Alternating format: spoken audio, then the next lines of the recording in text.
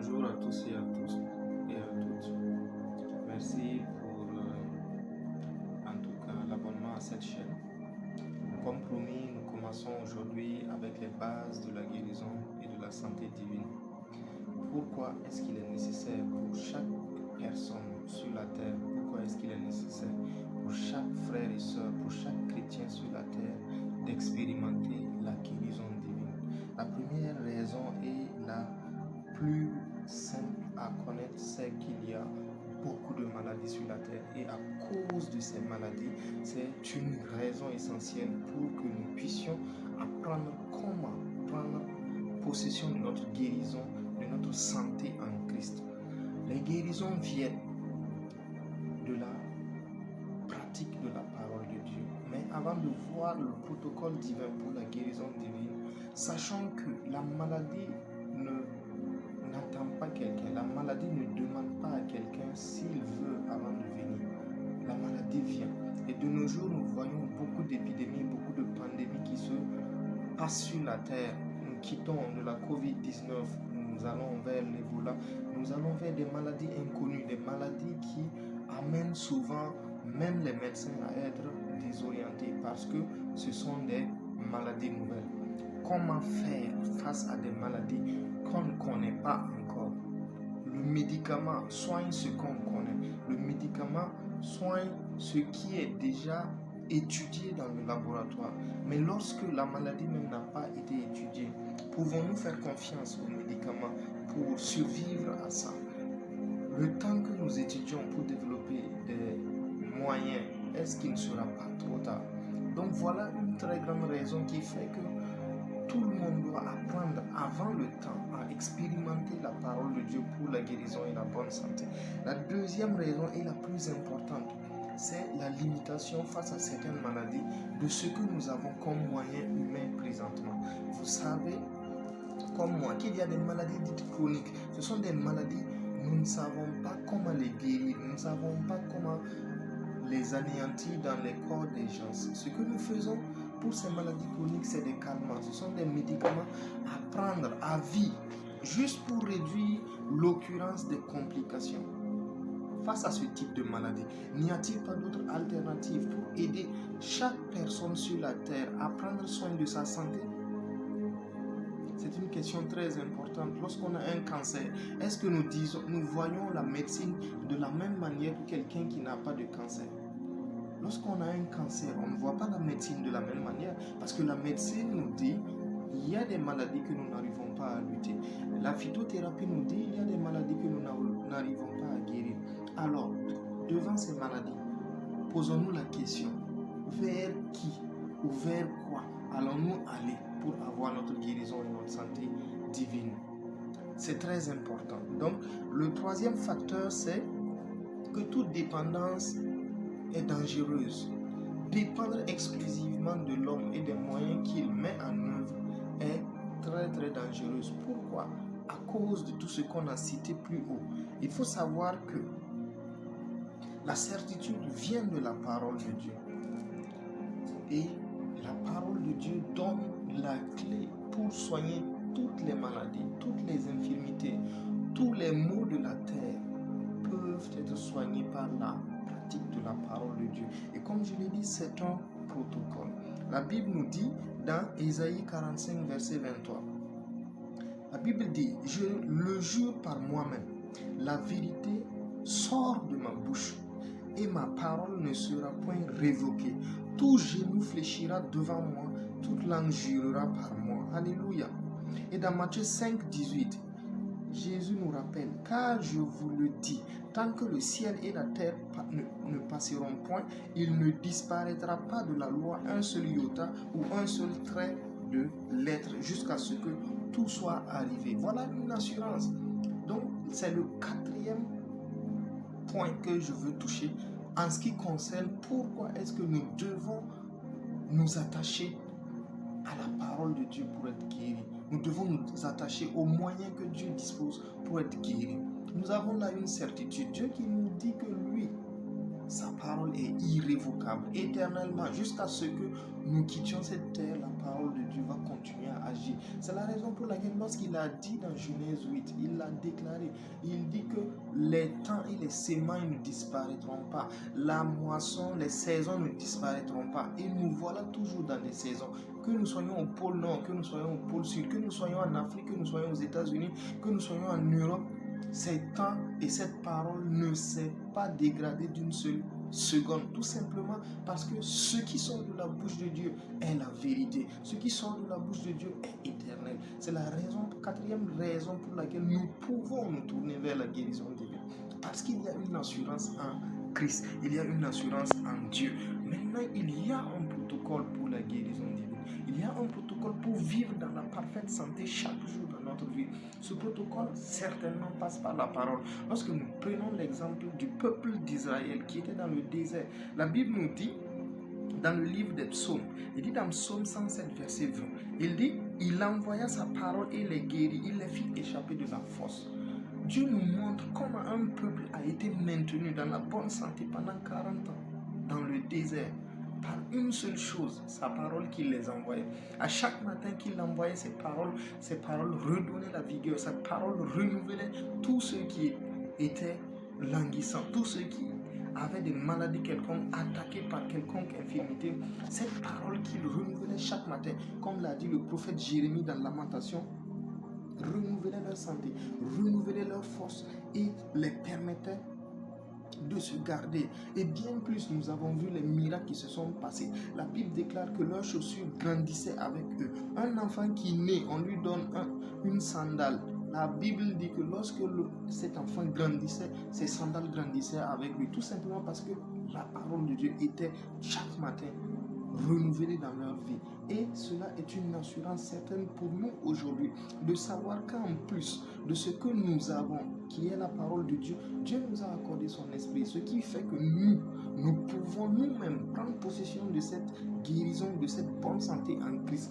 Nous n'entendons plus que la parole de Dieu soit renouvelée dans notre vie, mais nous allons même à la source et nous renouvelons nous-mêmes notre santé par la parole qui est dans la Bible. Alléluia. Et ça, c'est une vérité certaine. C'est pourquoi c'est très important que nous puissions en parler et que nous puissions détailler dans les vidéos qui vont suivre comment réellement prendre possession de sa santé et de sa guérison en Christ.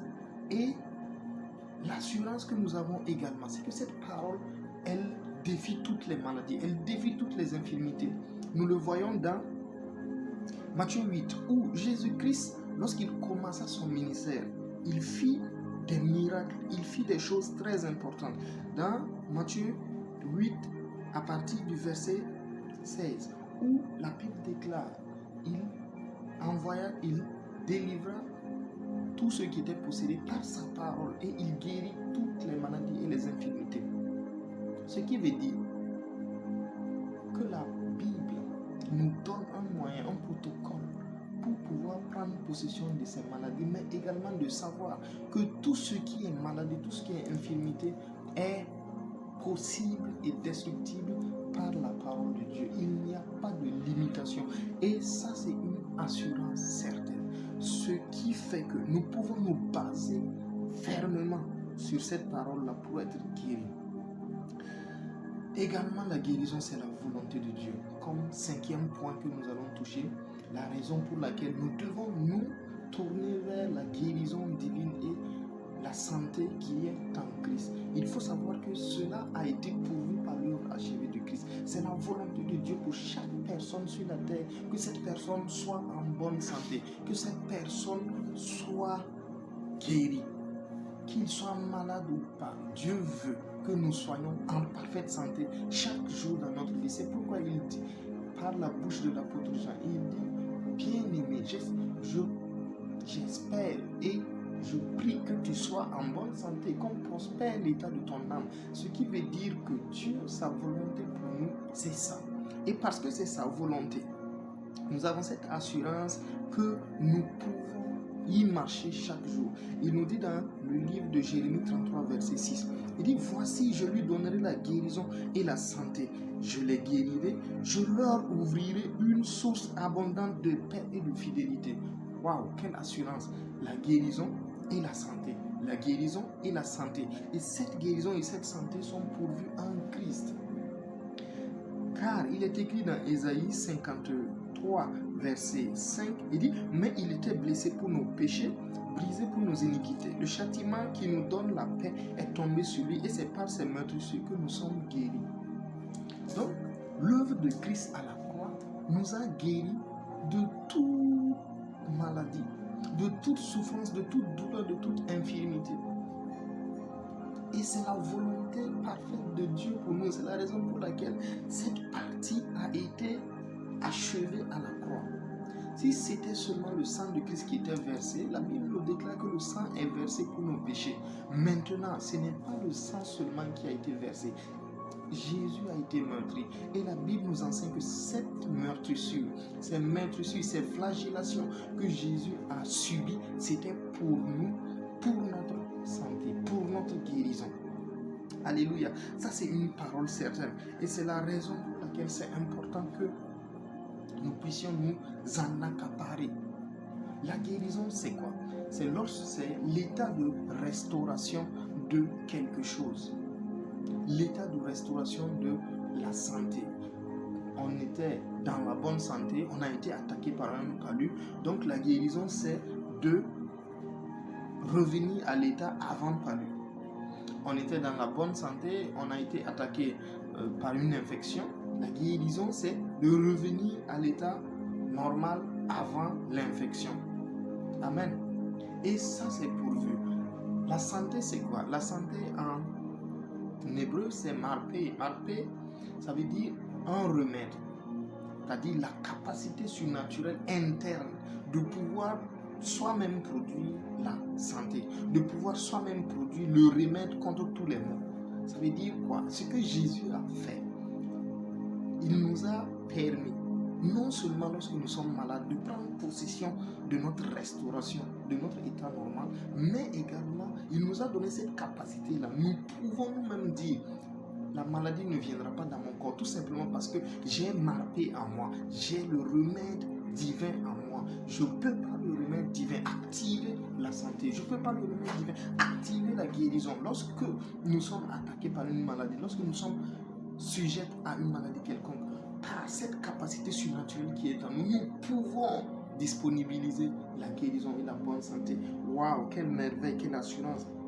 Alléluia. C'est la raison pour laquelle 1 Pierre 2,24 dit, et cela est clair, il dit, lui qui a porté lui-même nos péchés en son corps sur le bois, afin que, mort au péché, nous vivons pour la justice. Lui par les meurtrissures duquel vous avez été guéris. Alléluia. Par les meurtrissures duquel vous avez été guéris.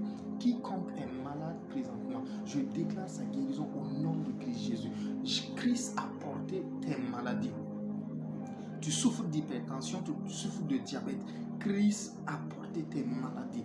Par ces meurtrissures, par cette puissante parole, je proclame la guérison dans ta vie. Je déclare que cette maladie est anéantie et détruite. Aucune maladie incurable ne subsiste maintenant dans ton corps. Par le nom de Jésus, je proclame par la puissance du Saint-Esprit que tout ce qui te fatiguait, qui fatiguait ta santé, qui fatiguait ton corps est anéanti maintenant et pour toujours. Au nom de Jésus, toute personne qui est fatiguée par une tradition quelconque, qui est fatiguée par une addiction quelconque, la cigarette, qui est fatiguée par l'alcool, je proclame maintenant que cette chose perd la force dans ta vie et que tu retournes dans ton état de restauration par le nom de Christ Jésus. Cela est une parole certaine.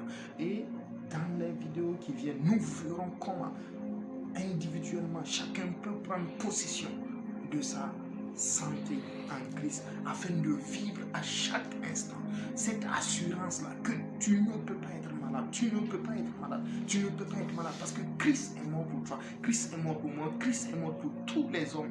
Il est écrit dans le livre de Jean 3,16, il dit car Dieu a tant aimé le monde qu'il a donné son Fils unique afin que quiconque croit ne périsse point mais qu'il ait la vie éternelle. La vie éternelle que Dieu nous donne est une vie qui défie la maladie, c'est une vie qui défie les infirmités, c'est une vie qui défie les démons, c'est une vie qui défie toute force qui s'oppose à notre bien-être. C'est la raison pour laquelle je proclame et je déclare que cette vie est manifeste dans ta vie et qu'elle est activée maintenant au nom de Jésus contre toute limitation dans la santé, contre toute limitation de guérison. Alléluia.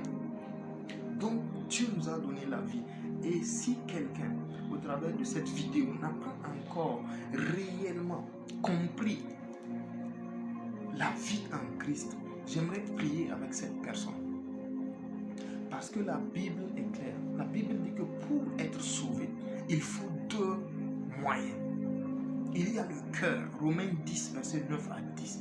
Il dit qu'il faut que tu crois de ton cœur pour parvenir à la justice. Et il faut que tu proclames, tu confesses de ta bouche pour parvenir au salut. Alors quiconque veut être sauvé, quiconque veut connaître la vie que nous avons en Christ, quiconque veut connaître le salut que nous avons en Christ, tu vas faire avec moi cette prière et tu vas dire: Dieu, maître du ciel et de la terre, je reconnais aujourd'hui que j'ignorais ce qui consistait à être sauvé, que j'ignorais ce qui voulait dire être sauvé, que j'ignorais que Christ était venu mourir à ma place à la croix. J'ignorais qu'il était, comme l'apôtre Pierre l'a dit, mort pour mes péchés. Je veux aujourd'hui accepter ce Jésus et ce sacrifice de Jésus à la croix pour moi. Je reconnais que je suis pécheur.